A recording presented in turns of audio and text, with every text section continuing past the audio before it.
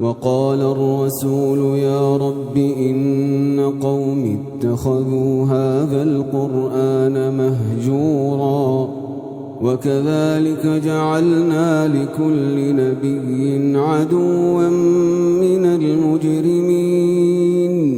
وكفى بربك هاديا ونصيرا وقال الذين كفروا لولا نزل عليه القرآن جملة واحدة كذلك لنثبت به فؤادك ورتلناه ترتيلا ولا يأتونك بمثل إلا جئناك بالحق وأحسن تفسيرا